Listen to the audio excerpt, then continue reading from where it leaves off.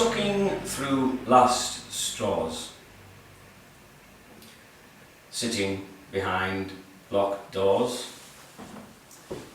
Is it the sucking or what we suck up that gives us such pause? This story begins with some sitting behind sliding doors in a job centre. There is sucking and there is pause. The claimant was sat in a chair, in a state, feeling stateless, with a past, now back dateless, feeling fat, but looking weightless. But the claimant was not weightless. The claimant was not sat in a chair, like you couldn't see that the claimant was there. This is not a story meant to disturb or to unnerve or to scare, to bogeyfy those on benefits. No. There, in front of the desk, in the centre of the job centre, the claimant sits and shits herself naked to the invisible eye that can see right through her, the job-seeking advisor, you and I, the invisible eye. No? Okay. There the claimant sits and shits herself, visible to the naked eye that belongs to the job-seeking advisor, to you and to I. Hold on. You may be thinking, what about the rest of those tax-paying naked eyes that are blinking for some opportunity, for some scrutiny of those jobless job seekers searching to carry out their duty? Duty now, is that your beauty? Well, there is the open office job centre designs with their most accommodating windows without blinds, so this and other scenes can be seen from the street while taking a leisurely lunchtime stroll down to the sandwich shop for to eat. Oh, so much to choose from and so little time. Singed avocado, please, some burnt garroted goat's cheese or some shredded Chinese peasant's eyelids, just the drizzle of Bangladeshi textile workers' saliva on Israeli apartheid soda stream bread. And if your local council had done what the government said they should do with that central grant, there should be seats by those windows for you to view while sipping your strictly ballroom latte. Smooth turn, take away. So, right, now, before we set off in through these sliding doors on this venture into the job centre, a couple of words of advice. Please do not get wound up when you see there is the odd privacy screen. Everything can be seen, it can be easily got around, you'll hear every sound. And you may be advised before setting off on such an expedition to make something of an exhibition of your employment situation, your job status, an ID badge or dress with a certain haughty professional sartorialness, just to let the security guards know, just in case you, fall into a newsprint paper rage and engage a claimant in some physical or verbal abuse while waving around a copy of the Daily News. But rest assured, these guards, their services have been secured for the safety of the public and the staff, G4S, no less. So here we are, close to the centre of the job centre. Let's take a seat, and for the sake of this tale, try to be discreet. Sat in a chair in front of the desk in the centre of the job centre, the claimant's words were sticking to the back of her throat. Now please don't let this get your goat. This is not a deliberate lack of cooperation. But that's got down. She does not need an operation. Why?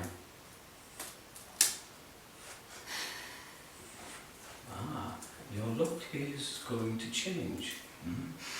You just need to realise that chance is just a state of mind. Then risk will be abolished, and you will have the Midas touch. These weren't the words sticking to the back of the claimant's throat, by the way.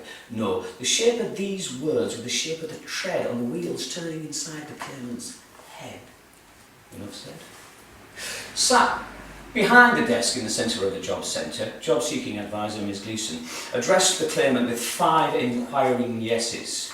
Is that how many yeses it's going to take to loosen those words from the back of the claimant's throat, I wonder? The resemblance these yeses had to the sound that a dog might make when locked in a car parked in direct sunlight increased with each utterance.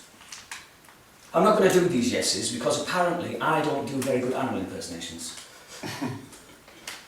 Well, I will, of course, though, if you insist. yes. Yeah. Okay, I will. By the way, dogs can't cope with heat because they've only got sweat glands on their little noses and on the pads of their feet.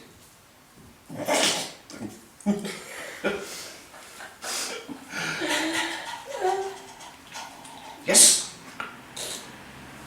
Looking at these two women sat at this desk in the centre of the job centre, you would not think, looking at her, now there is a woman with a strong will to live. No. It's not necessarily, it's not required. She's spending each day waiting for her, standing over her as she wakes in the morning, following her, observing her as it passes, and then standing side by side with the next day, and both of them standing over her. And as she undresses her eyes to sleep, she can feel them both there, waiting to end and to begin, to begin and to end, to end, to begin, to begin, to end, to end, to begin, to begin, to end, and to begin, to begin, to end, and to begin, to begin, to end. Now, if by any chance you'd seen this woman before, when she was otherwise engaged, busy, not knowing she was born, you might look at her sat there and think, well, she knows now. She'd received a letter about 9-10 months ago, not telling her she'd been born. No, that would be a peculiar letter to receive from the Department of Work and Pensions, or not. No, this letter informed her, you have been found capable of work. Found capable and in working order. This discovery had been made by a company that goes by the name of Atos, whose services the government had engaged in an attempt to curb the excesses of those scurrilous, self-serving speculators, GPs. And in her case, a CPN, a community psychiatric nurse, too. Yes?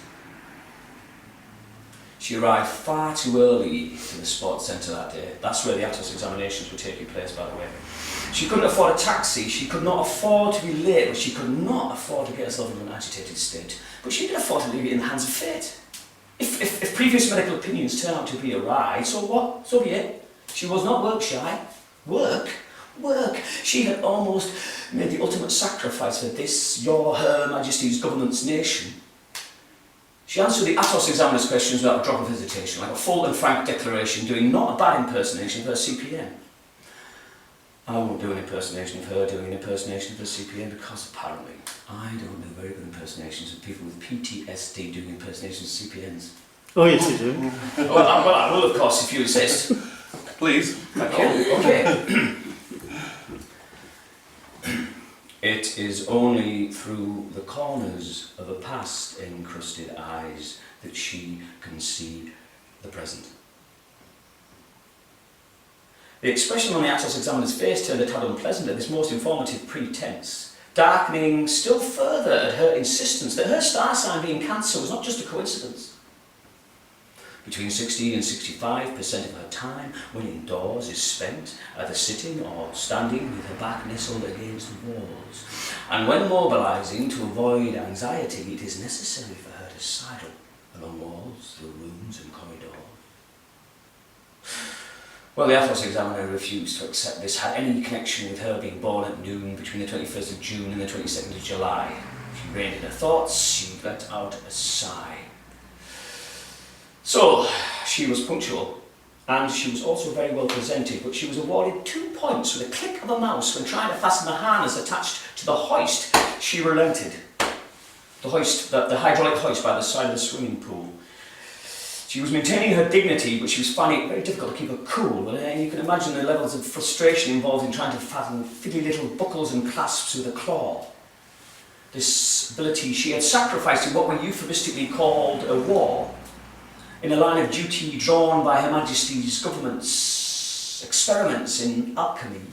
Heat devoured her touch. A heat that gave teeth to light.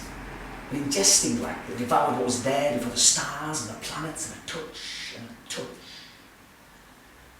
She was hoisted up and over the deep end.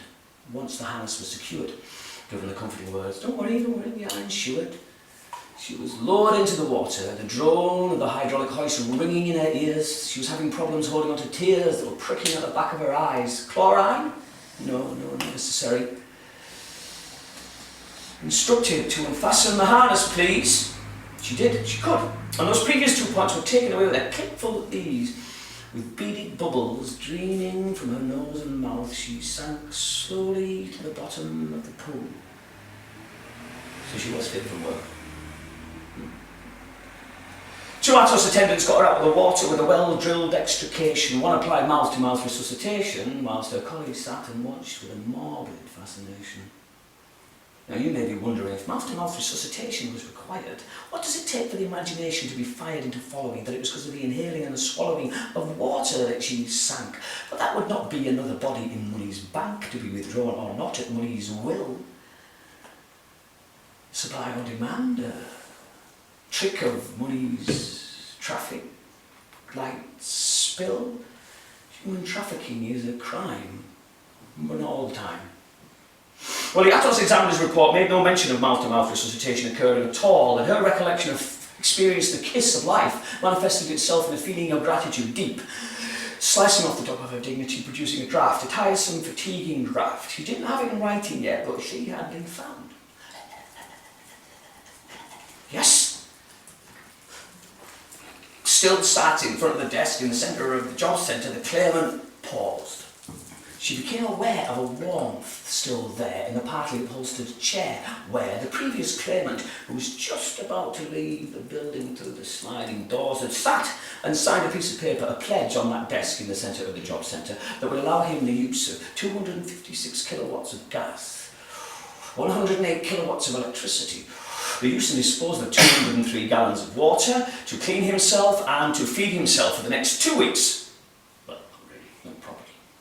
He was also having to meet credit card payments still, and he had considerable arrears with the water company. He may have been off school on the day that lesson was taught, on how to spot a boy or girl who was likely to develop dependency on alcohol and could not and should not be trusted with water.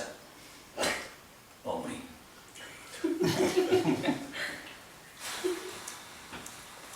Plus he was putting £3 aside a week, every week, towards getting a pair of shoes that didn't leak. Well, when you haven't kissed or caressed in over 18 months, there can be hope in not making us. Please don't look so concerned, please don't look so concerned. He hadn't just signed that piece of paper, it's okay, he'd been given permission to. He'd shown evidence of job applications he'd made, interviews he'd attended, proof of phone calls and emails requesting further job applications. As far as Miss Gleeson was concerned, that claimant had fulfilled his job seekers agreement for the previous 2 weeks, okay? Okay? Yes? The claimant took out a piece of paper from her coat pocket and unfolded it on her lap and began to gab in a juddering rhythm, loosening the words, well, except 5, from the back of her throat. The words fell onto the paper. During this attempt by the claimant to loosen the words from the back of her throat, the movement of her tongue resembled a dog's tail wagging that had just been let out of a car parked in direct sunlight. She put the paper on the desk, and on that paper were the words, "I have lost my entire fortnight's job seekers allowance," on a horse in the 345 at Kenton. "And I need the money replacing." Miss Gleeson didn't respond immediately. Appearing not to understand this note, she gestured with a nod to the claimant that they perused this note together. The claimant leaned over the desk, and she gripped the claimant by the throat. Holding her there, she leaned in. The warmth of her breath touched the claimant's ear as she opened her mouth to speak. But there was nothing to say. It had all already been said. That claimant had already been sacrificed. A scapegoat spit filled her head, which is a substance in which, for wheels to turn, it's very difficult, no matter what the tread. The grip had loosened the last 5 words from the back of the claimant's throat, and they were now trying to get out of her mouth.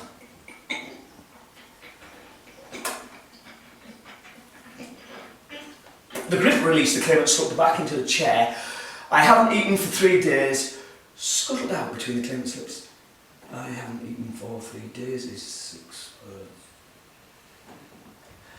By the way, the claimant had not just given her that bit of information about her diet, she presented it to her in a manner that might provoke feelings of pity. She didn't intend it to come out that way. The claimant did not intend it to come out that way. The claimant did not intend to share that bit of information with her at all. No. Still, sat behind the desk in the centre of the job centre.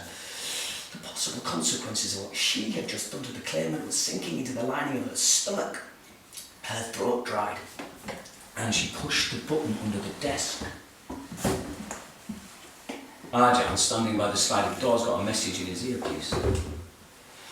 With extendable baton and pepper spray concealed, he set off along the carpeted aisles, a purposeful stroll towards desk 5. It was just going to come down to her word against hers. As Arjan rounded the privacy screen, she gestured for him to wait. She appeared to be in some state of denial. I was engaging the claimant in everyday conversation. Oh, so what was the name of this horse? Despite Arjan's presence, the claimant leaned over the desk. Too big to fail, the claimant replied. Too big to fail. It fell at the 5th, I think. She was having problems holding on to tears that were pricking at the back of her eyes. Pepper spray? No, not necessarily, not required. She recognised this feeling, and if she wasn't mistaken, all she had to do was wait. She didn't have to do anything. She stood up, she pushed the chair back, she sidled along the edges of the carpeted aisles, through the sliding doors, and into the streets. Arjan looked over at the claimant, sat in a chair in front of the desk in the centre of the job centre. The claimant had lifted the collar of her coat to conceal the bruises that were forming where Miss Gleason's claw had gripped her. She stood up, she pushed the chair back. She walked along the carpeted aisles, through the sliding doors, and followed Miss Gleason into the streets. The sparks of love and resistance can occur in the strangest of moments. I'd like to take this moment to ask for some audience participation, if I may. No matter how much thought we give money,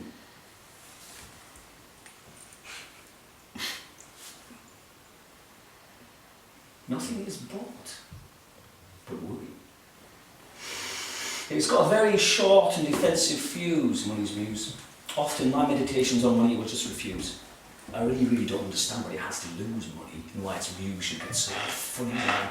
Searching for money's inspiration, it is as if I'm making some kind of allegation. I would not be surprised if at the end of this journey into money we don't find some tubby bald man sitting sweating in the dark saying, "Don't worry, don't worry." All money appearing in this work is fictitious. Any resemblance to real money, dead or alive, is purely coincidental. I've had to insert that, otherwise money's muse was going to go fundamental. Thinking about money, a synonym for worry, an inspiration to bury my head in the sand, because since giving up the day job to do this, well, things have got a bit out of hand. It appears that dreams only come true if they make money, and money only comes true if it makes dreams. Now there's a vicious circle in which hopes become money's schemes. So I've got some sand to go in a bucket. I got it the other day. And I know realistically it won't keep the bailiffs at bay, but when my head is inside I can't hear a sound. Though as of yet no relief has been found, because I can hear someone thinking. It's me. It's about money. I was thinking about money, and it might just be me, but maybe it's a forgery.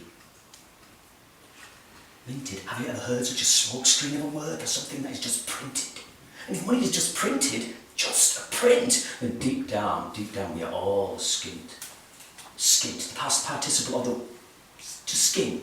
Money thin skin, circulation skin thin, imagination thin skin, with limitless degrees of maybe I shouldn't be expressing such thoughts in a public place. I could end up in the courts with charges to face of treason, yeah. But even suggesting there's a reason to believe that legal tender is just a poisonous printed paper pretender. Yes, sorry, I've clearly misunderstood the situation. Yes, it's a magical ritual incantation, minting. Not just copying, not just printing. Yes, and we are all under its spell. In this ritual whirlpool of a wishing well, buy, borrow, sell, buy, borrow, sell, buy, borrow, sell. And please don't think that I would dream of making any comparison between the picture of Dorian Gray and the power of money expanding with each circulating day and its origin. Now it's servant with nothing to say, in a state of servile paralysis, needing some kind of community analysis. It has nothing to say, just buy, borrow, sell, pay, buy, borrow, sell, pay, buy, borrow, sell, pay, pay. Now that is an interesting word to say. pay. It smacks of obey. To pay and pay and pay and pay and pay until our dying day. If death is a penalty, are we really living or just parking? And is the refined pay? Pay, pay, pay. Yes, it is a bit of a kinky word to say, isn't it? Pay, pay. So the sort of word you want to say with too much conviction, you might have some inappropriate friction. Pay. Just pay, just payments, just wars. The imagination soars to financial action scenes that Hollywood adores. Of money chasing money down narrowing corridors. The only way to stop a bad man with money is a good man with money. Money chasing money down narrowing corridors into merchandise stores. It's good money fighting bad money for money's cause. When money makes money, it's often said that with a big lie, that it is not visible just to the naked eye. But banks and their governments, a long and elaborate con, surely they're not dissimilar to the religious one. Except gods are in stories that we told, and money is telling our story in continuous unfold. When money makes money, we are awash with coincidence. Money's not worth the paper that it's printed on. Is that a bit strong? Okay, money's worth more than the paper that it's printed on. That sounds like a con. Okay, money's worth more and less than the paper that it's printed on. Was that a contradiction? But money is worth more and less than the paper that it's printed on. How can what something's worth be more and less than what it is? Well, by the way, this is not a quiz, but I must ask, when and where did we decide what is worth money? Have I got that the right way around? That sounds a bit funny. Okay. When and where did we decide what is worth money? Or not? We haven't left it up to those who've got so much more than a lot. You know, the ones who like to try, like to think that they're writing our plot. I think not. Because when you have got money, it's really got you. And when you haven't got money, it's really got you then. So where and when did we decide what is worth money or not? I'm assuming that decision was not based on anything we have or haven't got. I think I might be talking about the subplot. You know, the real we, the social substance of what we like to think of as the basis of democracy. Oh dear, we haven't left it up to money to decide for itself what it is or isn't worth. How are we going to explain that to our children, our children's children? Here's an idea. Money is not of this earth. Oh yeah, and so, well, how did it get here? In a meteor shower discovered by monks in an ivory tower. And where did it come from? I don't know. But I've got some. Aha. Darwin. Science. Fiction. Maybe that's at the heart of this contradiction. Religion and its royal refrain, in a coalition with the banks and their government's domain, circulated a calculated faith of measured mystery. And the banks took a slash, and money made a splash on the stage of history. A golden shower, mouth agog, steaming fog, a class war. And the judiciary, money's old friend, amended, no, repealed the Christian law on crucifixion, though the Industrial Revolution, according to science fiction, was a mass alien conscription. Evidence suggests it was more like a genocidal crucifixion. Though we were like an alien race with a new machine face that did not know our place, we were treated worse than cattle.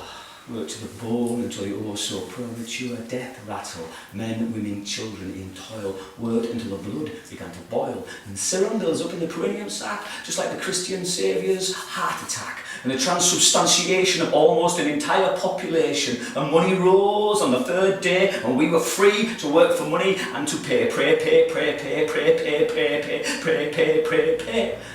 But money could not have got off the ground, of course, if we continued working for free. I mean, serfdom had to be abolished along with slavery, because who would have bought what we made if we hadn't been paid for the pleasure of turning this earth into money's treasure? But now these wooden racks and nails, they've been exported to warmer climes. I am waiting for the United Nations to define class war crimes, because they call them accidents, but they look more like repeated episodes of money's old times. Money begs questions, with seesaw sighs and empty cradle rocking eyes, beseeching answers from the silent air, carbonised goodbyes, bargains to take the breath away. So now what we earn is of little concern. It's by the by, because there's to borrow and to borrow and to borrow, and all our yesterdays could have led us to another age of the credit card and the mortgage had been arranged before. There'd been no need to abolish slavery. It could have been expanded on the grounds of discrimination to include 99% of the nation. When money makes money, it doesn't give a toss with coincidence. It's the siren on the rocks, you see, money. It came as a shock to me, money, that it put a mock in democracy, money, but now I understand what they mean by liquidity, taking the piss. Money, the theory and the practice, money, speculation, speculative money, the genuine minted ballot paper, whose vote in hand we in frustration try to hold and shake with such adulation, creating slapstick scenes of capitulation and frowns of futility and shrugs of incredulity, because it's only by chance that you can hold and shake that which has no visibility, that has a grip like drying cement when hand in glove with government. Money begs questions with a homeless hand, that when closed can feel the interest rate speculated shifting sand that bury the lifelong security planned and now refuses to even try and hold the invisible hand. It has its own speculations. Canned. When money makes money, we are awash with canned incidents. Religion and its royal refrain, now eclipsed by the banks and their government's domain. No trumpets heralded in this money rain, but a busy imperial concrete abstraction of limitless gain. Concrete abstraction. The abstract made concrete, what a feat of clay and a sacred golden statue say? Concrete abstraction. Is that some kind of sophisticated distraction that provokes no reaction? Because the abstract made concrete, the concrete made abstract is just a fact of life, of living, so all we create and all we make is beyond the giving, beyond the receiving, as long as we keep believing in this abstract construct, which 99% of us are fucked, bad, mired in chance, hooked, hardwired to dance. On this hook of gobbledygook that we've mistook for worth, the most flexible software on earth, worth, money, worth, money. We're not hardwired to dance to this money siren song of a suck along a lifetime through last straws that gives us such. I'm not going to put up with this anymore. Pause. I'm going to resist. Pause. Government by possession of the people's fear for their possessions, in spiralling repossessions of recurring recessions. There are no such things as recessions. Just conspiring, cruel concessions made by governments to those who would take and make possessions of us what is ours. The foundations of all those towers. Concessions, recessions. Money doesn't need to learn lessons. Money can't learn lessons. Money is more plural. Or less symbols. Money. More or less. The more money there is, the more everything is worth. But the more money there is, the less money is, because the less the numbers are worth. But the more everything is worth, the less money there is, the less everything is worth. But the less money there is, the more money is, because the more the numbers are worth. Is it of this earth? Supply and demand, is that some kind of sleight of hand, some trick of money's light, some illusion, some dubious conclusion based on the notion that money's circulation is the only motion? Money is just numbers, more or less. More money, more numbers. Less money, less numbers. Oh, money, less numbers. Whoa. Money, less numbers. Money, number less. Whoa. That'd be something to confess, wouldn't it? That'd be a broken spell on earth. We wouldn't know what was worth or what worth was what. What was worth what? Well, what was worth what? Oh, and what? What was worth? Well, what was worth what? And worth? Well, worth was what was. And then was? Well, previous to worth being prior to GDP. Simple as 1, 2, 3, do, re, mi, A, B, C, GDP, gross domestic product, a measurement of output in a particular place. The input, I can't quite put a name to that. You, the subversive we, the hidden collectivity, the we that dare not speak its name in this divisive, hidden money game. As I said, it came as a shock to me, money. that he put the mock in democracy, money. But thinking about it, this is more like some kind of theocracy, where money debt is now the sin without origin that we're born in. A transition of transgression did transpire. The shadow of the skyscraper shaped like a spire. Towers of power, powers of debt, spiraling nowhere, never to be met. No longer the source of original sin, this oh so weak and wicked flesh full of skin, which now you can buy shares in. My flesh is weak, but not as weak as my credit rating, which makes it a little bit difficult internet dating. F-U-C-K, so yesterday. F-U-C, see me, for unlawful carnal knowledge becomes for unpaid credit card. Just have to pronounce that last C a little bit hard. No longer is it required for us to have clergy's sermons ringing in our ears. There are much more profitable insecurities and fears for us to realise through the scripture of the advertised.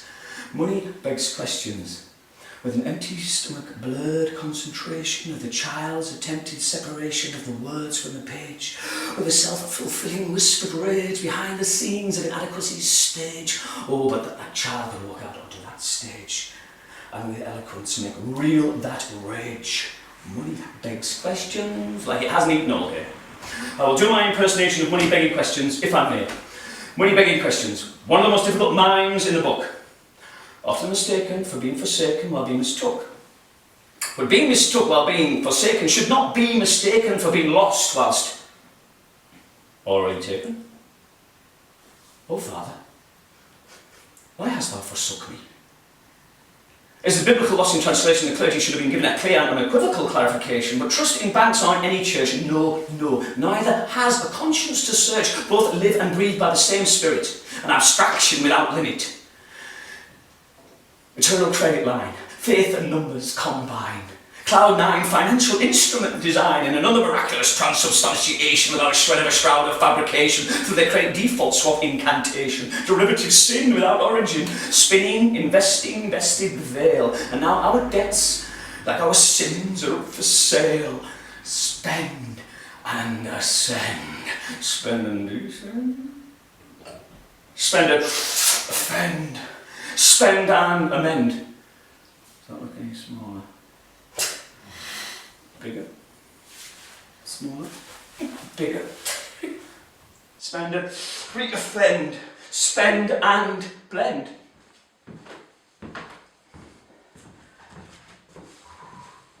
James, you've got a microphone ready, isn't it? I can't hear what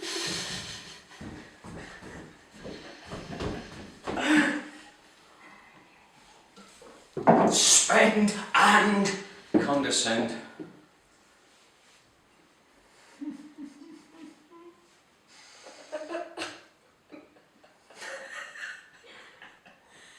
Spend and ascend, spend and descend, ascend, descend, spend, spend, spend, spend, spend, spend, spend, spend, spend, spend, spend, spend, spend, spend, spend,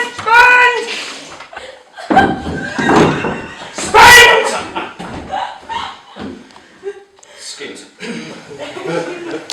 Past participle of to skin, money thin skin, circulation thin skin, imagination thin skin, with limitless degrees of separation.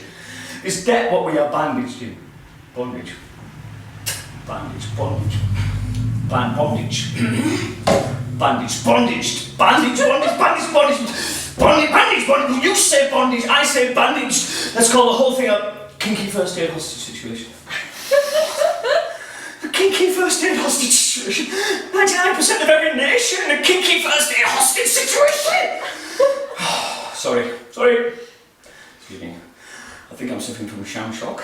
It's a condition you get when you've been lied to a lot. It's very common in a sham shockracy or a democracy, but it's more like a theocracy, where money debt is now the sin against the churches of money, which is topsy-turvy and not funny, because if money, the manifestation of this imaginary spirits, which the banks and their governments have without limit, then where is the time and the place for the source of all grace?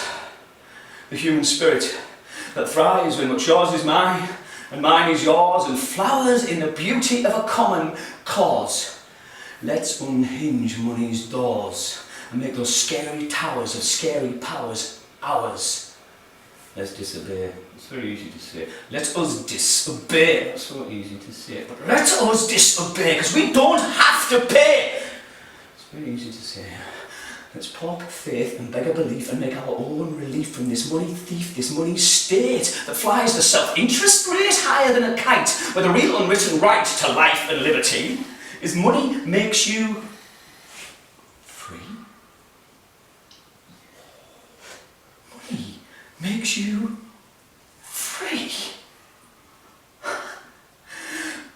Money fakes us free, because if freedom is meant to be ours, not something circulated by those golden-powered showered towers, then freedom would be lived and loved and found in a weave of the fabric of our interaction, not in reaction to the movement of a fraction of a percent.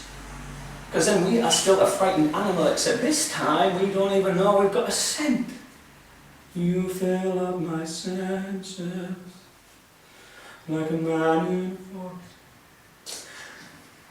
Is it a contradiction for freedom to have a fate? Not in a money state, because a money state is a criminal caper. The difference between a money state and a police state. After the scary knock on the door in a police state, they take you away for something you might say. After the scary knock on the door in a money state, you lose your home, your family, they take your belongings away for something you can't pay. A money state is a criminal caper, and the smoke screen is the ballot paper, because this periodic ability to vote is just a variation on the sacrificial goat, except the trick this time is we are meant to be the gods to appease, please. Democracy for money is similar to a disease. The further that freedom is pulled away from the ability to pay, there lurking in the shadows is freedom's doomsday. If the symptoms of democracy ever come anywhere close to red, a world about to dawn, black, democracy will find itself like an unwanted puppy in a river in a sack. When money makes money, there can be such a boss with coincidence. Money made Hitler and his like.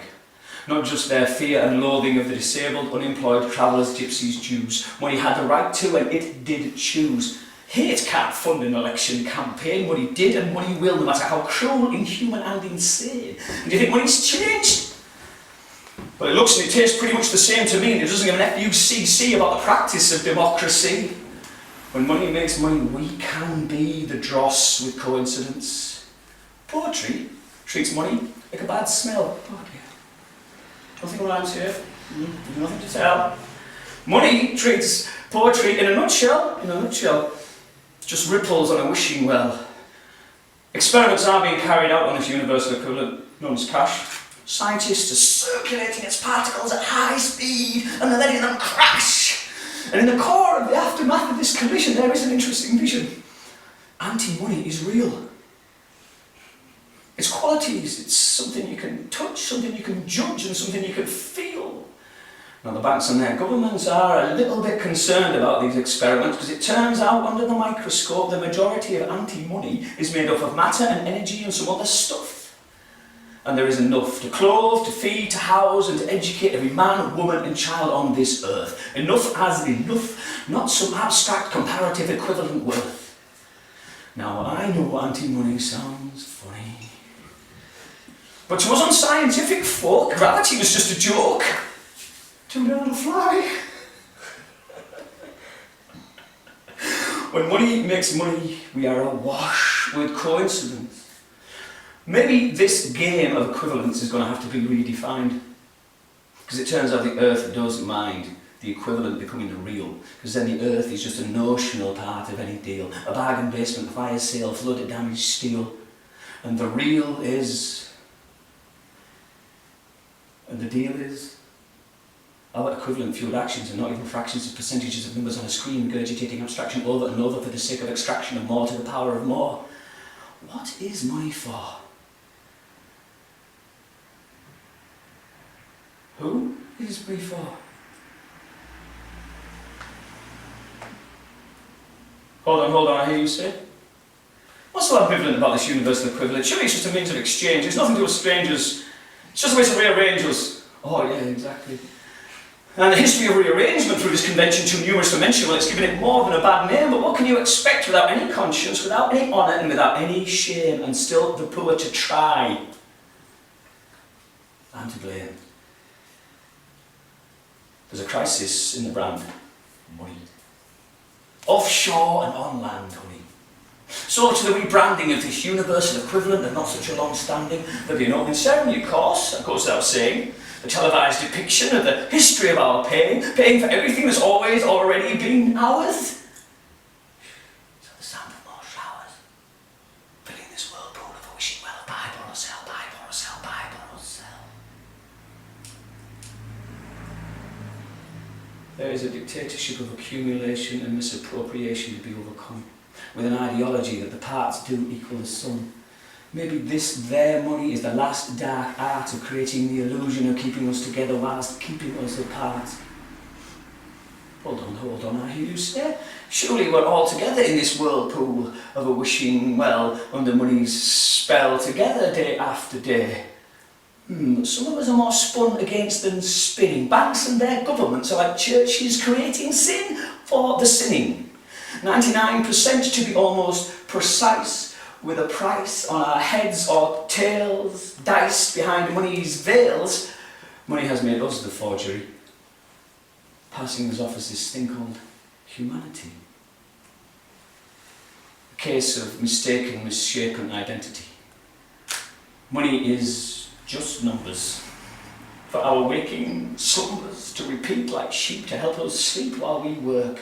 Take away those numbers and what kind of silence would there be? And in that silence, could we create our own dignity? In that silence, what would it mean to be free, to be heard? Would that be the real beginning of the word? Words. And the words would be ours, and the words would be our only bonds. God's or faith, which came first, the water, the quenching of the thirst. Well, we're sort of 90% water, so our water is thirst, and our thirst is water, and we're all human. So we, the 99%, we can overcome this money as the innocent and quench each other's thirst, and these money bonds burst, these money God wands break. Money is as innocent as the gun, a reoccurring reflection from the worship of the sun. This innocence cannot feel the difference on a cheek between the first and the last breath, so to speak. Money is as innocent as the gun, a reoccurring recollection of when sacrifice begun. This innocence, it cannot hear the difference between an extracted, tortured scream and the expression of a finally fulfilled dream. Money is as innocent as the gun, a recurring abstraction of bringing everything under one. This innocence, it cannot see the difference between how children thrive and how they just stay alive. Money is as innocent as the gun, a reoccurring reclamation of when defeat became something won. This innocence, it cannot feel the difference between a tentative first word spoke and a last farewell voiced joke. Money is as innocent as the gun, a reoccurring resurrection of the silence in fun. This innocence, it cannot see, it cannot tell, it cannot hear, it cannot taste, and it cannot smell the difference between a yes and a no. Money is as innocent as the gun, a reoccurring reflection of that between a story told and spun. This innocence, it cannot tell the difference between a crowded beach of suntan lotion, ice cream eaters being bugged by flies, and the exhumed mass grave of fly-swarmed eyes. Money is as innocent as the gun.